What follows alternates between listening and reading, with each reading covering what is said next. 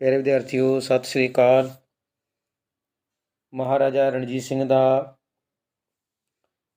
Civil ਅਤੇ ਸੈਨਿਕ ਪ੍ਰਬੰਧ, ਠੀਕ ਹੈ, ਲੈਸਨ ਦਾ ਨਾਮ ਆ। ਸ਼ੁਰੂ ਕਰਦੇ ਹਾਂ। ਮਹਾਰਾਜਾ ਰਣਜੀਤ ਸਿੰਘ ਦਾ ਨਾਗਰਿਕ ਪ੍ਰਬੰਧ, ਯਾਨੀ ਕਿ ਲੋਕਾਂ ਲਈ ਕੀ ਸੀ ਮਹਾਰਾਜਾ ਰਣਜੀਤ ਸਿੰਘ। ਮਹਾਰਾਜਾ ਦੀ ਸਥਿਤੀ ਅਤੇ ਸ਼ਕਤੀਆਂ, ਮਹਾਰਾਜਾ ਦਾ ਸਿਧਾਂਤ। ਰਣਜੀਤ ਸਿੰਘ ਉਦਾਰਵਾਦੀ ਨਿਰੰਕੁਸ਼ ਰਾਜਾ। ਰਣਜੀਤ ਸਿੰਘ ਦਾ ਸ਼ਾਸਨ ਆਪ ਹੁਦਰਾ ਨਹੀਂ ਸੀ। ਰਣਜੀਤ ਸਿੰਘ ਪ੍ਰਜਾ ਦੇ ਹਿੱਤਾਂ ਦਾ ਧਿਆਨ ਰੱਖਦਾ ਸੀ। ਮੰਤਰੀਆਂ ਦੀ ਕੌਂਸਲ ਜਾਂ ਮੰਤਰੀ ਮੰਡਲ। ਪ੍ਰਧਾਨ ਮੰਤਰੀ ਰਾਜਾ ਧਿਆਨ ਸਿੰਘ, ਵਿਦੇਸ਼ ਮੰਤਰੀ ਫਕੀਰ ਅਜੀਜ਼ ਉਦੀਨ, ਵਿੱਤ ਮੰਤਰੀ ਰਾਜਾ ਦੀਨਾਨਾਥ, ਡਿਊਟੀ ਵਾਲਾ ਜਮਾਦਾਰ ਖੁਸ਼ਹਾਲ ਸਿੰਘ। ਮਹਾਰਾਜਾ ਰਣਜੀਤ ਸਿੰਘ ਦਾ ਮੰਤਰੀ ਮੰਡਲ: ਪ੍ਰਧਾਨ ਮੰਤਰੀ ਰਾਜਾ ਧਿਆਨ ਸਿੰਘ, ਵਿਦੇਸ਼ ਮੰਤਰੀ ਫਕੀਰ ਅਜੀਜ਼ ਉਦੀਨ, ਵਿੱਤ ਮੰਤਰੀ ਦੀਵਾਨ ਭਵਾਨੀ ਦਾਸ, ਦੀਵਾਨ ਗੰਗਾ ਰਾਮ, ਦੀਵਾਨ ਦੀਨਾਨਾਥ। ਯੁੱਧ ਜਾਂ ਰੱਖਿਆ ਪ੍ਰਬੰਧ ਮੰਤਰੀ, ਡਿਊਟੀ ਵਾਲਾ ਰਾਜ ਮਹਿਲ ਦੇ ਕੰਮਾਂ ਦਾ ਮੰਤਰੀ, ਕੇਂਦਰੀ ਸ਼ਾਸਨ ਪ੍ਰਬੰਧ ਦੇ ਮਹੱਤਵਪੂਰਨ ਵਿਭਾਗ। ਦਫ਼ਤਰ-ਏ ਅਬਵਾਬ ਉਲ ਮਾਲ, ਰਾਜ ਦੀ ਸਮੁੱਚੀ ਆਮਦਨ ਦਾ ਹਿਸਾਬ। ਦੀਵਾਨ ਦਫ਼ਤਰ-ਏ ਮਾਲ, ਪ੍ਰਗਨਿਆਂ ਅਤੇ ਤਾਲੁਕਿਆਂ ਤੋਂ ਪ੍ਰਾਪਤ ਕੀਤੇ ਗਏ ਭੂਮੀ ਲਗਾਨ ਦਾ ਹਿਸਾਬ। ਦਫ਼ਤਰ-ਏ ਵਜੂਹਤ, ਅਬਕਾਰੀ ਕਰਾਂ ਤੋਂ ਪ੍ਰਾਪਤ ਆਮਦਨ ਦਾ ਹਿਸਾਬ।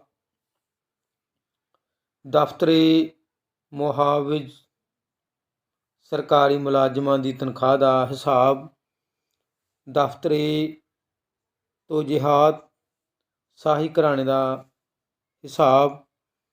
ਦਫ਼ਤਰ-ਏ ਰੋਜ਼ਾਨਾ ਮਚਾਏ ਇਖਰਾਜਤ, ਰਾਜ ਦੇ ਰੋਜ਼ਾਨਾ ਹੋਣ ਵਾਲੇ ਖਰਚ ਦਾ ਹਿਸਾਬ। ਦਫ਼ਤਰ-ਏ ਤੋਸ਼ਾਖਾਨਾ, ਉਹ ਥਾਂ ਜਿੱਥੇ ਕੀਮਤੀ ਵਸਤਾਂ ਰੱਖੀਆਂ ਜਾਂਦੀਆਂ ਹਨ, ਜਿਵੇਂ ਹੀਰੇ ਮੋਤੀ, ਸੋਨਾ ਚਾਂਦੀ, ਸੰਧੀ ਪੱਤਰ, ਤੋਹਫੇ ਆਦਿ। ਮਹਾਰਾਜਾ ਰਣਜੀਤ ਸਿੰਘ ਦੇ ਰਾਜ ਦੀ ਵੰਡ। ਰਣਜੀਤ ਸਿੰਘ ਦਾ ਰਾਜ 4 ਸੂਬੇ ਲਾਹੌਰ, ਕਸ਼ਮੀਰ, ਮੁਲਤਾਨ, ਪਿਸ਼ਾਵਰ ਉੱਤੋਂ ਅੱਗੇ ਪਰਗਨੇ ਸੀ। ਤਾਲੁਕਿਆਂ 50 ਤੋਂ 100, ਮੌਜਾਂ ਤੋਂ ਮੌਜੇ ਪਿੰਡ ਸੀ, ਮੌਜਾ ਪਿੰਡ। ਪ੍ਰਾਂਤਕ ਅਤੇ ਸਥਾਨਕ ਪ੍ਰਬੰਧ: ਹਰ ਪ੍ਰਾਂਤ ਦਾ ਪ੍ਰਬੰਧਕ ਨਾਜ਼ਮ ਜਾਂ ਗਵਰਨਰ, ਪਰਗਨੇ ਦਾ ਜਾਂ ਜ਼ਿਲ੍ਹਾ ਦਾ ਪ੍ਰਬੰਧਕ ਕਾਰਦਾਰ, ਮੌਜੇ ਪਿੰਡ ਦਾ ਪ੍ਰਬੰਧ ਪੰਚਾਇਤ, ਲਾਹੌਰ ਸ਼ਹਿਰ ਦਾ ਪ੍ਰਬੰਧ ਵੱਖਰੇ ਢੰਗ ਨਾਲ ਕੋਤਵਾਲ। ਮਹਾਰਾਜਾ ਰਣਜੀਤ ਸਿੰਘ ਦਾ ਆਰਥਿਕ ਪ੍ਰਬੰਧ: ਭੂਮੀ ਕਰ ਟੈਕਸ 1/2 ਤੋਂ 1/4, ਭੂਮੀ ਦੀ ਕਿਸਮ ਦੇ ਅਨੁਸਾਰ ਕਰ, ਬਟਾਈ ਪ੍ਰਣਾਲੀ, ਫਸਲ ਤਿਆਰ ਹੋਣ 'ਤੇ ਕਣਕੂਤ ਪ੍ਰਣਾਲੀ, ਖੜੀ ਫਸਲ 'ਤੇ ਟੈਕਸ ਦਾ ਨਿਰਧਾਰਨ, ਬੋਲੀ ਪ੍ਰਣਾਲੀ, ਵੱਧ ਬੋਲੀ ਦੇਣ ਵਾਲੇ ਨੂੰ ਨਿਸ਼ਚਿਤ ਖੇਤਰ ਵਿੱਚ ਟੈਕਸ ਇਕੱਠਾ ਕਰਨ ਦਾ ਹੱਕ, ਖਾਸ ਕਰਕੇ ਸੀਮਾਵਰਤੀ ਖੇਤਰਾਂ ਦੇ ਵਿੱਚ। ਹਲ ਆਧਾਰਿਤ ਪ੍ਰਣਾਲੀ: ਹਲ ਭਾਵ ਬਲਦਾਂ ਦੀ ਜੋੜੀ 50 ਬਿਘੇ ਤੇ ਖੇਤੀ ਕਰ ਸਕਦੀ ਸੀ। ਇੱਕ ਹਲ ਦੀ ਖੇਤੀ 'ਤੇ ਟੈਕਸ। ਖੂਹ ਆਧਾਰਿਤ ਆਧਾਰ ਪ੍ਰਣਾਲੀ: ਇੱਕ ਖੂਹ ਦੁਆਰਾ ਸਿੰਚਾਈ ਤਹਿਤ ਭੂਮੀ ਉੱਤੇ ਟੈਕਸ। ਹੋਰ ਪ੍ਰਣਾਲੀਆਂ: ਨਗਦੀ ਪ੍ਰਣਾਲੀ, ਬਿਘਾ ਪ੍ਰਣਾਲੀ, ਠੇਕੇਦਾਰੀ ਪ੍ਰਣਾਲੀ। ਆਮਦਨ ਦੇ ਹੋਰ ਸਾਧਨ: ਚੁੰਗੀ ਕਰ, ਅਬਕਾਰੀ ਕਰ, ਜੰਗੀਰਾਂ, ਨਜ਼ਰਾਨੇ ਮਤਲਬ ਤੋਹਫੇ। जुर्माने किता कर, जब्ती नमक कर, खर्च आमदन का बहुत वड्डा भाग लड़ाइयाँ ਅਤੇ ਫੌਜ 'ਤੇ ਖਰਚ ਕੀਤਾ ਜਾਂਦਾ ਸੀ। ਨਿਆਂ ਪ੍ਰਬੰਧ ਮਹਾਰਾਜੇ ਦੀ ਅਦਾਲਤ ਇਹ ਆਲਾ, ਨਾਜ਼ਮ ਦੀ ਅਦਾਲਤ, ਕਾਰਦਾਰ ਦੀ ਅਦਾਲਤ, ਕਾਜੀ ਦੀ ਅਦਾਲਤ ਵੱਡੇ ਸ਼ਹਿਰਾਂ ਵਿੱਚ ਮੁਸਲਮਾਨਾਂ ਦੇ ਮੁਕੱਦਮਿਆਂ ਲਈ, ਪਿੰਡਾਂ ਦੀਆਂ ਪੰਚਾਇਤਾਂ ਕਾਨੂੰਨ ਲਿਖਤੀ ਨਹੀਂ ਸਨ। ਨਿਆਂ ਪਰੰਪਰਾ ਅਨੁਸਾਰ ਸਖਤ ਸਜ਼ਾਵਾਂ ਨਹੀਂ ਸਨ, ਆਮ ਤੌਰ 'ਤੇ ਜੁਰਮਾਨੇ ਕੀਤੇ ਜਾਂਦੇ ਸਨ।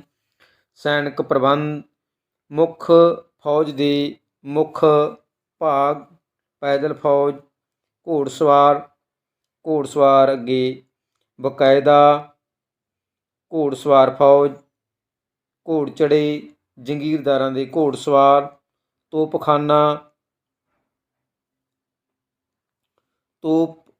ਫੀਲੀ, ਤੋਪਖਾਨਾ ਸੁਰਤੀ, ਤੋਪਖਾਨਾ ਅਸ਼ਪੀ, ਤੋਪਖਾਨਾ ਗਾਵੀ।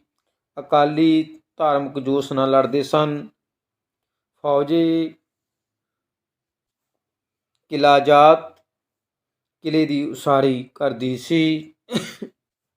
ਸੈਨਿਕ ਪ੍ਰਬੰਧ ਦੀਆਂ ਹੋਰ ਵਿਸ਼ੇਸ਼ਤਾਵਾਂ ਫੌਜ ਇਹ ਖਾਸ ਪੱਛਮੀ ਢੰਗ ਨਾਲ ਸਖਤ ਸਿਖਲਾਈ ਪ੍ਰਾਪਤ ਫੌਜ ਇਹ ਆਇਨ ਸਰਕਾਰ ਵੱਲੋਂ ਤਿਆਰ ਕੀਤੀ ਗਈ ਫੌਜ ਇਹ ਬੇਕਵਾਇਦ ਅਕਾਲੀ ਅਤੇ ਜੰਗੀਰਦਾਰਾਂ ਦੀਆਂ ਟੁਕੜੀਆਂ। ਫੌਜ ਉੱਤੇ ਖਰਚ ਰਾਜ ਦੀ ਆਮਦਨ ਦਾ ਬਹੁਤ ਵੱਡਾ ਹਿੱਸਾ ਫੌਜ ਅਤੇ ਹਥਿਆਰਾਂ ਉੱਤੇ ਖਰਚ। ਰਸਦ ਫੌਜ ਦੀ ਛਾਉਣੀ ਨਾਲ ਬਾਜ਼ਾਰ ਦਾ ਕੁਝ ਭਾਗ ਹੁੰਦਾ ਸੀ।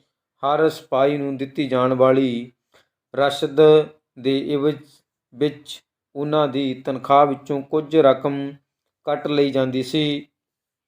ਮਹਾਰਾਜਾ ਰਣਜੀਤ ਸਿੰਘ ਦੀ ਫੌਜ ਦੇ ਮੁੱਖ ਸੈਨਾਪਤੀ। ਮਹਾਰਾਜਾ ਰਣਜੀਤ ਸਿੰਘ ਦੀ ਫੌਜ ਦੇ ਕੁਝ ਪ੍ਰਸਿੱਧ ਸੈਨਾਪਤੀ ਸਰਦਾਰ ਹਰੀ ਸਿੰਘ ਨਲਵਾ, ਦੀਵਾਨ ਮੋਹਕਮ ਚੰਦ, ਮਿਸਰ ਦੀਵਾਨ ਚੰਦ, ਦੁਹਰਾਈ ਲਈ ਪ੍ਰਸ਼ਨ ਹੈ ਜੀ। ਮਹਾਰਾਜਾ ਰਣਜੀਤ ਸਿੰਘ ਦਾ ਰਾਜ ਕਿੰਨੇ ਸੂਬਿਆਂ ਵਿੱਚ ਵੰਡਿਆ ਹੋਇਆ ਸੀ? ਮਹਾਰਾਜਾ ਰਣਜੀਤ ਸਿੰਘ ਦਾ ਪ੍ਰਸਿੱਧ ਪ੍ਰਧਾਨ ਮੰਤਰੀ ਕੌਣ ਸੀ? ਕਣਕੂਤ ਪ੍ਰਣਾਲੀ ਦੇ ਅਨੁਸਾਰ ਭੂਮੀ ਕਰ ਕਿਵੇਂ ਨਿਰਧਾਰਿਤ ਹੁੰਦਾ ਸੀ? ਭੂਮੀ ਕਰ ਤੋਂ ਬਿਨਾਂ ਰਾਜ ਦੀ ਆਮਦਨ ਦੇ ਹੋਰ ਦੋ ਸਾਧਨ ਦੱਸੋ। ਆਮਦਨ ਵੱਡਾ ਭਾਗ ਕਿੱਥੇ ਖਰਚ ਹੁੰਦਾ ਸੀ? ਰਣਜੀਤ ਸਿੰਘ ਦੇ ਸਮੇਂ ਨਿਆਂ ਕਿਸ ਆਧਾਰ 'ਤੇ ਹੁੰਦਾ ਸੀ? ਤੋਪਖਾਨਾ ਕਿੰਨੇ ਪ੍ਰਕਾਰ ਦਾ ਹੁੰਦਾ ਸੀ? ਰਣਜੀਤ ਸਿੰਘ ਦੇ ਦੋ ਪ੍ਰਸਿੱਧ ਸੈਨਾਪਤੀ ਕਿਹੜੇ ਸਨ?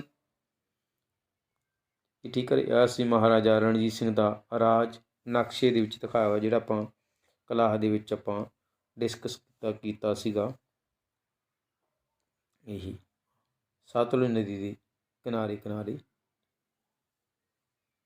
ਇਹ ਰਾਜ ਮਹਾਰਾਜਾ ਰਣਜੀਤ ਸਿੰਘ ਦਾ। ਠੀਕ ਹੈ, ਇਹ ਸੀ ਵੀਡੀਓ, ਮਹੱਤਵਪੂਰਨ ਵੀਡੀਓ। ਇਹਨੂੰ ਆਪਣਾ ਚੈਨਲ ਸਬਸਕ੍ਰਾਈਬ ਕਰ ਲਿਓ, ਕਮੈਂਟ ਕਰਿਓ, ਲਾਈਕ ਕਰਿਓ, ਸ਼ੇਅਰ ਕਰਿਓ। ਧੰਨਵਾਦ।